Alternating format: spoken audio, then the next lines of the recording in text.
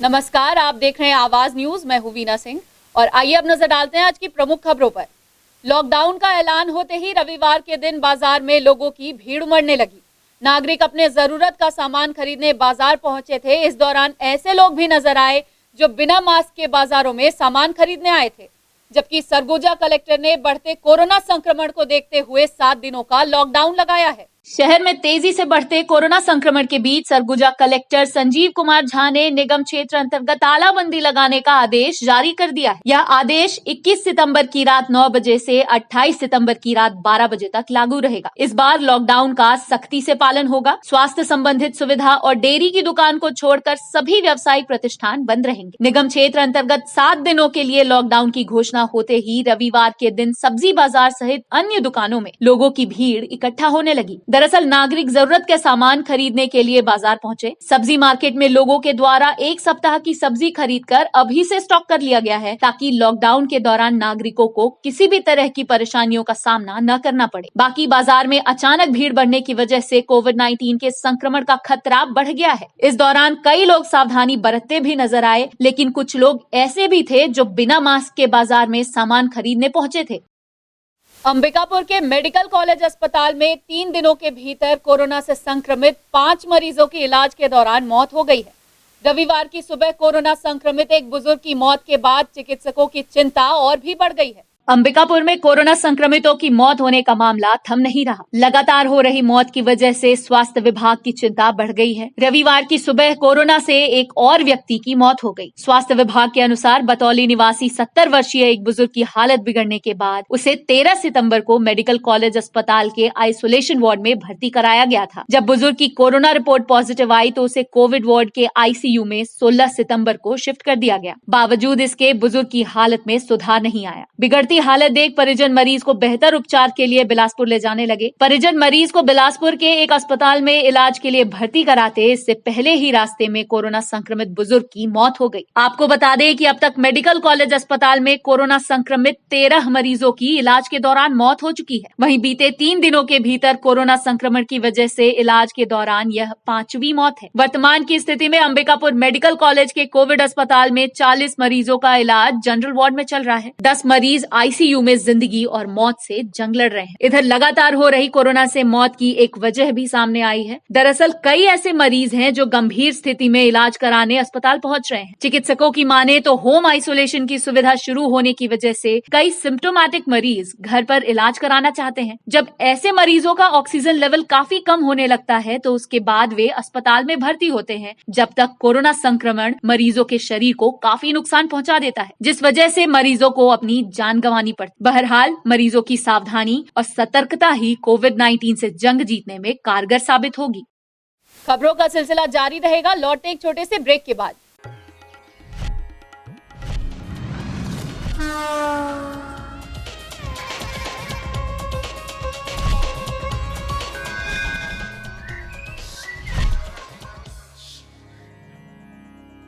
VM internet service शहर का सबसे सस्ता high speed fibre internet service. 100 MBPS मात्र 700 रुपए में विद टैग। तो चाहे वर्क फ्रॉम होम हो या ऑनलाइन क्लास, याद रखें वीएम इंटरनेट सर्विस। अधिक जानकारी के लिए संपर्क करें Vande Mahamaya cable network. VM internet service, Alaknanda complex, प्रथम तल, अग्रसेन चौक, अंबिकापुर, सरगुजा। Mobile number 9111785555 7440765555। कोविड-19 महामारी को ध्यान में रखते हुए छात्र छात्राओं के हित में छत्तीसगढ़ शासन का बड़ा फैसला। 12वीं बायोलॉजी से पास विद्यार्थियों के बिना प्रवेश परीक्षा के सीधे प्राप्तांक के आधार पर बीएससी नर्सिंग में प्रवेश की अनुमति प्रदान की गई। प्रवेश की जानकारी व काउंसलिंग की जानकारी के लिए संपर्क करें Aasra institute of nursing, CTO, Chandni Chowk, gas गोदाम के पास, अंबिकापुर, सरगुजा। Mobile number 9826156669 70002881669।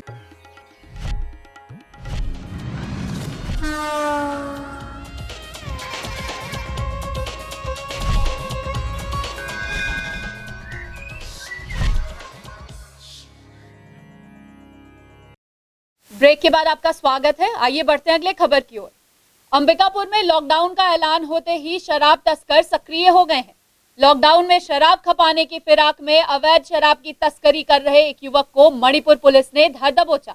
शातिर तस्कर पानी की जार में अवैध अंग्रेजी शराब भरकर ले जा रहा था। प्रशासन द्वारा अंबिकापुर निगम क्षेत्र में 7 दिनों का पूर्ण लॉकडाउन लगाने का निर्देश जारी करते ही शराब तस्कर सक्रिय हो गए हैं। मणिपुर पुलिस ने ऐसे ही एक शराब तस्कर को पानी की जार में अंग्रेजी शराब ले जाते हुए धर दबोचा। मणिपुर पुलिस ने बताया कि शराब तस्कर अपनी चालाकी दिखाते हुए पानी की जार में 12 लीटर अंग्रेजी शराब को भरकर ले जा रहा था। वहीं पुलिस को मुखबिर से सूचना मिली कि शराब तस्कर डीसी रोड अंबिकापुर निवासी अजीत कुमार अपनी स्कूटी से शराब की तस्करी कर रहा है और पानी के जार में अंग्रेजी शराब भरकर ले जा रहा है। इसकी सूचना मिलते ही पुलिस तत्काल हरकत में आ गई। पुलिस ने अजीत को गौरव पथ बाबूपारा में रोककर तलाशी ली। इस दौरान पुलिस ने पानी के जार से अंग्रेजी शराब बरामद किया। इसके बाद पुलिस शातिर तस्कर को मणिपुर चौकी लेकर आई, जहां युवक के ऊपर आबकारी एक्ट के तहत कार्यवाही कर रिमांड पर जेल भेज दिया गया। उदयपुर वन परिक्षेत्र में 7 हाथियों के दल ने आतंक मचाना शुरू कर दिया है। गांव में प्रवेश करते ही हाथियों के दल ने कई किसानों की फसलों को बर्बाद तो किया ही, साथ ही घरों को भी क्षतिग्रस्त कर रहे हैं। वहीं हाथियों का दल गांव में प्रवेश करने से ग्रामीणों में भी काफी दहशत का माहौल है। वन परिक्षेत्र उदयपुर अंतर्गत ग्राम खरसुरा में प्रेमनगर वन परिक्षेत्र की ओर से 7 हाथियों के दल ने बुधवार को प्रवेश किया तथा वहां से 2 दिन रहने के बाद दावा से होते हुए करमकटरा जंगल में प्रवेश किया तथा शुक्रवार को मानपुर में रात 11 बजे श्याम कुंवर नामक महिला के घर को बुरी तरह क्षतिग्रस्त कर दिया तथा घर में रखे राशन को भी चट कर गए। रात को जंगल के किनारे स्थित घर में सब लोग सो रहे थे। आधा घर टूटने के बाद नींद खुली तो बमुश्किल जान बचाकर गांव की ओर भागे। सभी हाथी दिन भर करमकटरा जंगल में शांत रहे तथा शाम को बाहर निकलकर पूरी रात महेशपुर, मानपुर, लक्ष्मणगढ़, मोहनपुर, उपकापारा में घूमकर धान की फसलों को बुरी तरह से रौंदकर और खाकर लगभग 2 से 3 हेक्टेयर धान की फसल को नुकसान पहुंचाया है। हाथियों का दल अभी भी महेशपुर करमकटरा के जंगल में डेरा जमाए हुए है। हाथियों से लोगों को बचाने के लिए वन अमला उपवन क्षेत्रपाल SB सोनी के नेतृत्व में बुधवार सुबह से ही इनकी निगरानी में लगा हुआ है। वन अमले द्वारा लोगों को जागरूक करने के लिए मुनादी की जा रही है तथा लोगों को हाथियों से दूर रहने की सलाह भी दी जा रही है। जंगल किनारे एकांत घरों में रहने वाले लोगों को बस्ती में आकर शासकीय स्कूल, आंगनबाड़ी केंद्र इत्यादि पक्के मकानों में रखने की व्यवस्था भी की जा रही है। हाथियों की निगरानी में गजराज वाहन सुरक्षा उपकरणों के साथ वन अमला जुटा हुआ है। बलरामपुर जिले के विभिन्न थाना क्षेत्रों से 1 दर्जन से अधिक नाबालिग और बालिग बच्चों को अन्य प्रांतों में बंधुआ मजदूरी कराई जा रही थी। ये सभी बच्चे पिछले कई महीनों से अपने घरों से दूर थे और उनका कोई भी संपर्क नहीं मिल रहा था। ऐसे में उनके परिजन भी काफी परेशान थे। रामानुजगंज थाने में बच्चे की गुमशुदगी का मामला दर्ज हुआ तो पुलिस की टीम एक्शन में आई और सभी मजदूरों को छुड़ा लिया गया है। नाबालिगों को आरोपियों ने दूसरे राज्य में बेच दिया था। ऐसे में एसपी ने 3 थानों और साइबर सेल की स्पेशल टीम का गठन किया। पुलिस की टीम लगातार विवेचना कर रही थी और आज पुलिस की टीम ने 7 नाबालिग और 8 बालिग बंधुआ मजदूरों को छुड़ा लिया है। पुलिस ने इन सभी को दिल्ली, हरियाणा, मेरठ और अन्य जगहों से बरामद किया और एक महिला समेत 3 आरोपियों को भी गिरफ्तार किया है। एसपी ने आज प्रेस कॉन्फ्रेंस कर मामले की जानकारी देते हुए बताया कि जिले से एक साथ इतने सारे बच्चों के गुम हो जाने से सभी परेशान थे और उनकी जानकारी एकत्रित करने में भी काफी परेशानी हो रही थी। लेकिन साइबर सेल ने कॉल डिटेल और मुखबिर की मदद से पता किया कि इन सभी बच्चों को काम दिलाने के बहाने बाहर ले जाकर बेच दिया गया है और उनसे बंधुआ मजदूरी कराई जा रही है। पुलिस ने सामरी थाना क्षेत्र के आरोपी महिला संगीता नगेशिया को पहले हिरासत में लिया और फिर उसकी ही निशानदेही पर 2 अन्य आरोपियों को पकड़ा जो इस धंधे में लिप्त थे। नाबालिगों में 5 लड़के और 2 लड़कियां शामिल हैं, वहीं बालिगों में सभी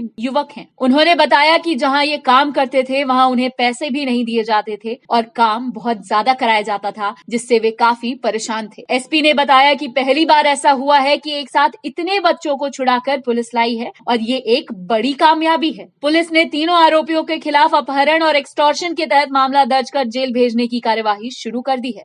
महिलाएं के विरुद्ध हुए अपराध के संबंध में कि इस पर त्वरित अपराध पंजीबद्ध की जाए और थाना रामानुजगंज से रिपोर्ट प्राप्त हुआ कि 10-12 बच्चों को गांव से बनारस काम करने के लिए ले गए हैं। इस बात की जैसे रिपोर्ट आई, हमारे थाना प्रभारी ने इस पर तत्काल अपराध पंजीबद्ध किया और इसकी जानकारी जो है मुझे दी गई। मैंने अपने वरिष्ठ परिस्थितियां थी, टीम भेजने के लिए प्रदेश की अनुमति की आवश्यकता थी, तो हमने अवगत कराते हुए तत्काल इसमें जो है अनुमति प्राप्त किया। हमारे अतिरिक्त पुलिस अधीक्षक श्री प्रशांत कतलम जी, एसडीओपी नितेश गौतम को इसमें सक्रिय करते हुए टीआई श्री सुरेंद्र के और चौकी प्रभारी को भी सक्रिय किया गया। एक टीम गठित किया गया। जैसे जब पता चला कि 10 से 12 बच्चे बाहर गए हुए हैं, जानकारी मिलते ही तत्काल जो है पुलिस ने त्वरित कार्रवाई करते हुए। बुलेटिन में फिलहाल सिर्फ इतना ही। शहर से जुड़ी खबरों के लिए देखते रहिए आवाज न्यूज। इस न्यूज के स्पॉन्सर हैं वीएम इंटरनेट, अलकनंदा कॉम्प्लेक्स, प्रथम तल, अग्रसेन चौक, अंबिकापुर, सरगुजा, छत्तीसगढ़।